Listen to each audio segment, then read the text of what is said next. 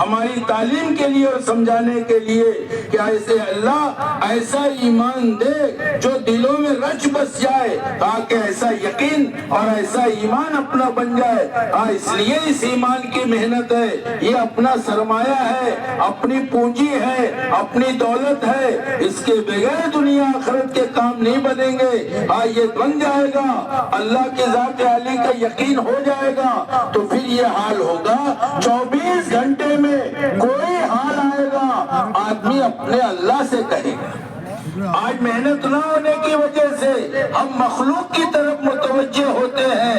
آپ سوچو، غور کرو، آپ 2 جملہ بول کے بچی کو گھر میں لائے نکاح کر کے، اس کو کوئی حاجت ہے، اس کو کوئی ضرورت ہے کپڑے کی، کھانے کی، مکان کی، دوا کی، آپ کو چھوڑ کے کسی اور سے مانگے گی، آپ کو کیسا لگے گا؟ برداشت کر سکیں گے آپ کہ میں ہوں گھر میں، مجھ سے مانگ، مجھ سے بول؟ آپ اللہ کو چھوڑ کے ہم مخلوق کی خوشامد کرتے ہیں، جبکہ اللہ نے اعلان کیا سب فقیر ہے، غنی صرف اللہ کی ذات ہے۔ کبھی آپ نے دیکھا کہ کوئی بھکاری دوسرے بھکاری سے بھیک مانگ رہا ہو، اسے پتا ہے کہ یہ خود بھکاری ہے؟ ایسے ساری دنیا کو اللہ نے فرمایا کہ سب فقیر ہو، غنی بادشاہ عطا کرنے والا دینے والا صرف اللہ ہے۔ آکے ہم اللہ سے مانگیں گے 24 گھنٹے میں کوئی حال آپ پر آ جائے، کوئی ضرورت پیش آ جائے، اپنی ذمہ داری ہے کہ پہلے ہم اللہ سے کہیں گے۔ اس کے لیے نماز دی ہے کہ 2 رکعت نماز پڑھے آدمی اور اللہ سے مانگے کہ اللہ یہ نماز اللہ سے لینے کا سب سے مضبوط ذریعہ ہے، سب سے مضبوط واسطہ ہے۔ آکے دنیا میں جتنے اسباب ہیں، مولانا یوسف صاحب رحمۃ اللہ علیہ فرمایا کرتے تھے سب سے بڑا سبب نماز ہے کہ نماز کے راستے سے اللہ سے لیں گے، جیسے صحابہ لیتے تھے نماز کے راستے سے لیتے تھے۔ ایک صحابی تجارت کا مال لے کے جا رہے ہیں، راستے میں ڈاکو نے پکڑا اور ان سے کہا کہ تو مال لے لے، کہا مال تو لوں گا لیکن جان بھی لوں گا۔ انہوں نے کہا کہ تو مال لے لے، تیرا یہی مقصد ہے؟ کہا نہیں، جان بھی لوں گا۔ اس سے کہا 2-4 رکعت نماز پڑھنے دے۔ نماز پڑھ کے دعا کی، یا ودود یا ذل عرش المجید یا فعال لما یرید ارسلک بعزتک التی لا ترام وملکک الذی لا یضام وبنورک الذی ملا الارکان عرشک تکفینی شر ھذا اللصیق یا مغیث اغثنی یا مغیث اغثنی یا مغیث اغثنی۔ ایک فرشتہ آیا اور اس نے ڈاکو کو ہلاک کیا، اس طرف متوجہ ہوا۔ انہوں نے پوچھا تم کون ہو؟ کہا میں 4تھے آسمان کا فرشتہ ہوں، پہلی مرتبہ تم نے دعا کی تو شور مچ گیا، پھر میں نے 3ری مرتبہ میں اللہ سے درخواست کی کوئی مصیبت زدہ ہے، آپ اجازت دیں میں اس کی مدد کر دوں۔ اور خوشخبری فرشتے نے سنائی ہے، کوئی مسلمان دین کامل اور مکمل ہے، آپ کو کہیں جانے کی ضرورت نہیں ہے۔ خوشخبری سنائی ہے، کوئی مسلمان کو کوئی حاجت ہو، کوئی ضرورت ہو، 2-4 رکعت نماز پڑھ کے اس دعا کو پڑھنے کے بعد جو دعا مانگے گا اللہ اس کی حاجت کو پوری کر دے گا۔ سارا مسئلہ دین میں سارے مسائل کا حل ہے، ہم اس کو چھوڑ کے پریشان ہیں۔ آپ پکڑ کر دیکھو، زندگی میں داخل کر کے ہم دیکھیں دین کو کہ اللہ پاک دنیا کیسی بناتے ہیں، عزت کیسی دیتے ہیں، کامیابی کیسی دیتے ہیں، راحت اور سکون کیسے دیتے ہیں۔ ورنہ حال یہ ہے کہ اوپر سے شیروانی ہے، اندر سے پریشانی ہے، اوپر سے مالدار ہے، اندر سے قرضدار ہے۔ یہ سب دھوکہ ہے، یہ جتنا دکھاوا ہے یہ سب دھوکہ ہے، اندر معاملہ کچھ اور ہے۔ آکے اس کی مثال ایسی ہے جیسے پلاسٹک کے پھول ہیں، بغیر دین کے پھول تو ہوگا لیکن خوشبو نہیں ہوگی، ایسے بغیر دین کے کامیابی کی اور عزت کی شکلیں ہوگی لیکن عزت نہیں ہوگی۔ مال سے عزت نہیں ملتی، عہدے کرسی ڈگری سے نہیں ملتی، بلکہ دنیا کے ان لگڑے اسباب سے جو عزت ملتی ہے اسباب تک ملتی ہے۔ مال چلا جائے گا، لوگ عزت کرنا چھوڑ دیں گے، کرسی چلی جائے گی، لوگ پوچھنا پوچھنا چھوڑ دیں گے، طاقت چلی جائے گی، لوگ اکرام نہیں کریں گے، لیکن دین جب زندگی میں آئے گا تو اس دین کی بنیاد پر چاہے مال نہ ہو، عہدہ نہ ہو، کرسی نہ ہو، ڈگری نہ ہو، کوئی چیز دنیا کے اسباب نہ ہو، لیکن دین کی بنیاد پر جیسے صحابہ کو اللہ نے عزت دی تھی اور وہ عزت اللہ پاک دین کی بنیاد پر دیں گے۔ عزت تو قرآن میں تذکرہ ہے کہ اللہ سے چلتی ہے، رسول سے ہوتی ہوئی ایمان والے تک پہنچتی ہے۔ آئیے اس وقت تو ہوگا آکے اپنی زندگی میں 100% دین پوری حقیقت کے ساتھ زندہ ہو جائے۔ اس لیے ہر حاجت میں ہم مخلوق سے نہیں مانگیں گے، مخلوق سے آپ کہو گے حاجت پوری ہو کے نہ ہو شرمندگی اٹھانا پڑے گی۔ آپ کسی سے پیسہ مانگو، بہت تعلق ہے، پیسہ دے نہیں دے، لیکن 4 لوگوں میں بولے گا کہ مجھ سے پیسہ مانگ رہا تھا، حالانکہ دیا نہیں اس نے۔ مخلوق سے مانگتے مانگتے تھک گئے، خالق سے مانگنے کا مزاج بنا لے، گلے پڑ کے مانگے، یقین کے ساتھ مانگے کہ میرا پالنہار اللہ ہے جس نے پیدا کیا، جس کے ہاتھ میں زندگی ہے، جس کے ہاتھ میں موت ہے۔ یہ 2 حدیں اللہ نے بتائی ہے، زندگی کا مالک وہ، موت کا مالک وہ، اس کے بیچ میں آنے والے جتنے مسائل ہیں وہ سب اللہ کے ہاتھ میں ہے۔ ہم کوئی بات پیش آئے گی گھر میں عورتوں سے کہیں گے کہ اللہ سے مانگنے کا مشق کرو، اس کا نظام بناؤ، مخلوق سے مانگنا چھوڑ دو۔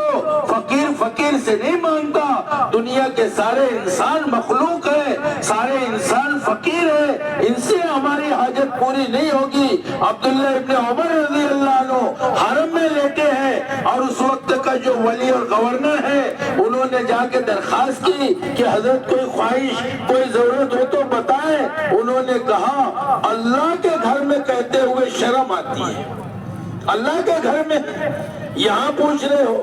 انتظار کیا اس نے، باہر جب نکلے تو اس نے پھر آگے درخواست کی کہ حضرت اب بتا دے، آپ حرم کے باہر آ گئے۔ عبداللہ ابن عمر رضی اللہ عنہ فرمانے لگے ایک سے کہہ دی اپنی حاجت کو، دوسرے سے کہتے ہوئے اچھا نہیں لگتا۔ ہم تو مانگیں گے اللہ سے، اب توجہ اللہ کی طرف ہوں گے۔ سارا نظام جو چلاتا ہے اور سارا نظام جس کے اختیار میں ہے، جس کے کنٹرول میں ہے، اور مانگنے کا طریقہ اعمال محمد صلی اللہ علیہ وسلم ہے۔ اللہ کے نبی نے دعا بتائی ہے، دیکھو چھوٹی چھوٹی دعائیں ہیں۔ ایک مثال آپ کے سامنے کہ ایک دعا بتائی ہے 24 گھنٹے میں جو ایک مرتبہ پڑھے گا، اللہ پاک، اللہ کے نبی نے فرمایا سلیمان علیہ السلام نے جنات سے عہد لیا ہے کہ جو اس دعا کو پڑھے گا تم اس کو کبھی نہیں ستاؤ گے۔ محفوظ ہو گیا آدمی۔ فرض نماز کے بعد پیشانی پہ ہاتھ رکھ کے دعا بتائی ہے کہ اس دعا کو پڑھ لو۔ اس کی فضیلت میں یہ فرمایا ہے کہ تمہارے ہموم اور غموم، تمہاری الجھن اور غم اور پریشانی کو اللہ پاک خوشی سے بدل دے گی۔ اب ہم چل کر دیکھیں، ہم اس دین کو اپنی زندگی میں داخل کر کے دیکھیں، آکے ایک ایک چیز کا حل کہ آپ کو کوئی تنگی ہے، پریشانی ہے، جس دین پر، جس دین کے اعمال پر اور حضور کے اعمال پر ہم کو آج یقین نصیب نہیں ہوا، دوسرے لوگ تحقیق کر کے بتاتے ہیں کہ ڈپریشن کا علاج کیا ہے، مایوسی کا علاج کیا ہے، تو کیا بتاتے ہیں؟ دوا نہیں، بلکہ جن لوگوں نے تحقیق کی ہے، بڑی بڑی کتابیں لکھی ہے، اس میں بتایا کہ جو مایوس ہے، جن کو ڈپریشن کی بیماری ہے، جو احساس کمتری کا شکار ہے، ان کے لیے تہجد کی نماز ہے کہ اللہ پاک اس بیماری سے ہمیشہ نجات دے دی۔ ہم پریشان اس لیے کہ اپنی زندگی میں داخل کریں، تو تحقیق کر کے جتنے اعمال حضور پاک صلی اللہ علیہ وسلم کے ہیں ہر ایک پر تحقیق کی ہے۔ اس کے لیے ہم نبی کے طریقے پہ نہیں چلیں گے کہ وہ ہمارا یہ فائدہ ہوگا، بلکہ سنت تو سنت کی نیت سے چلیں گے، اور سنت کے بغیر کوئی عمل اللہ کے ہاں مقبول نہیں ہوگا۔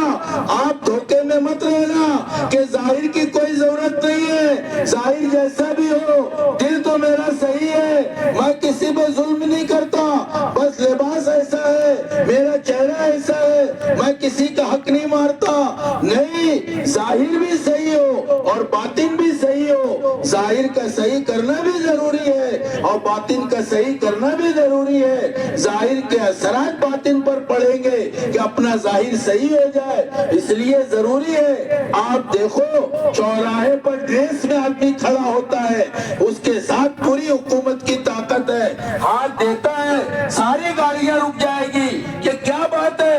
خالی ڈریس کی حیثیت ہے. آپ بغیر ڈریس کے کھڑا کر دو کسی آدمی کو چوراہے پہ, ہاتھ دے گا, کوئی گاڑی رکنے کو تیار نہیں ہے. لوگ دھوکے میں ہیں کہ ظاہر سے کیا ہوتا ہے.